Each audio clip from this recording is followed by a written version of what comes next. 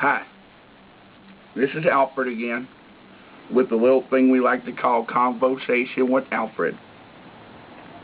I'm going to do one that's a little serious, and it's not just for the people, it's for the group I'm going to talk about. It's the military. I tried to get in the military when I was young because I needed a GOB, but I wasn't smart enough and my teeth were all jacked up. And I thought, well, you can pay to have them fixed, but oh well, whatever. If you're in the military, I commend you. You're doing a job a lot of people don't want to do. You're putting your life on the line on a daily basis, and especially now, I guess we're in war, and with a country called Iraq. I didn't know there was one. I thought an Iraq was a personal rack. I didn't know there was a country named Iraq. Anyway, you joined for whatever reason. We're proud of you. I'm proud of you. Everybody else should be proud of you. Don't listen to what everybody else says when it's negative. You're doing a job. Be proud of who you are. You're a role model. And keep doing your job. Keep your nose clean. Don't get in trouble. Don't be doing stuff that can get you kicked out. Because that's going to be difficult for you to get a GOB when you get out. Keep your nose clean and fight for our rights. I'm proud of you. Stick with it.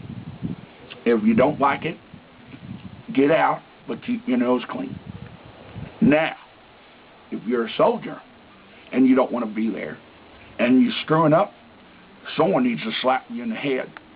Because I'm sorry, you's a grown-ass man or a grown-ass female that raised your right hand, oh, wrong hand, raised your right hand and said, I do, or whatever they say, to get into the military. You chose it, no one told you not to, and there ain't been a dang draft since then. Now, there are drafts, but it's for sports.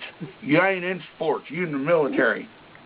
You chose to go in there. No one forced you. No one walked you up there with a gun to your head and said, you're joining the military, I'm going to shoot you in the head.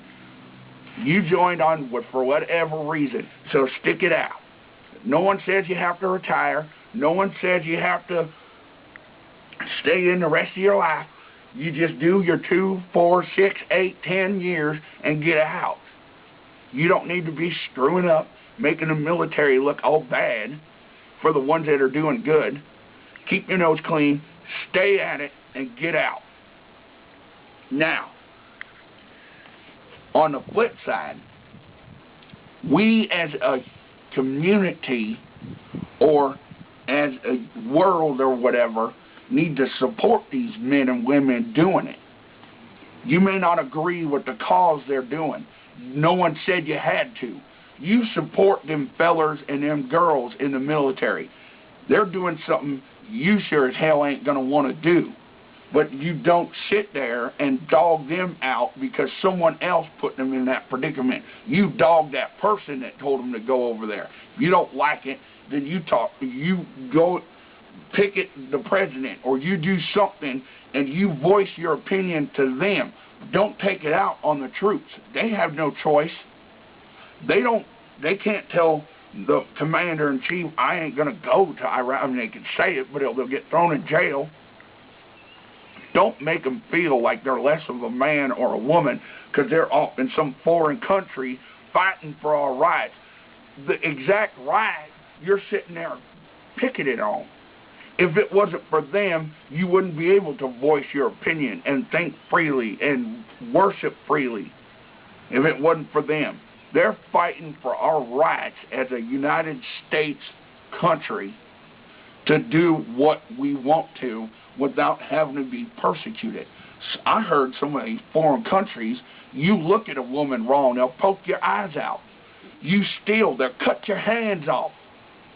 What kind of country does that to a fella? You rape a woman, they cut your pecker off. I agree with that. You ain't got to stick it in somebody if they tell you no. But they're fighting for our rights to do stuff we want to do. If we want to get in our car and drive down to the grocery store, we have our God-given right to do that, and the military is there to help that. You don't dog out the troops. Because if I see it, I'll slap you upside the head. It ain't right. You don't say, oh, that soldier over there, he's an idiot. He may be an idiot. He may be not doing something right. But you walk over and tell him, son, you need to shape up. Don't be doing that. But you don't blame the entire soldiers and say they're wrong in what they do. It's not their fault. You support them. You love them. Send them packages. Send them notes. Make them feel good. They're somewhere where their family and their friends aren't. So you let them know you care about them. And if you don't like what they're doing, then you tell the people that are in charge you don't like what they're doing. Maybe change their mind, but you don't take it out on a dang soldier. It's not right. And that's all I got to say about that.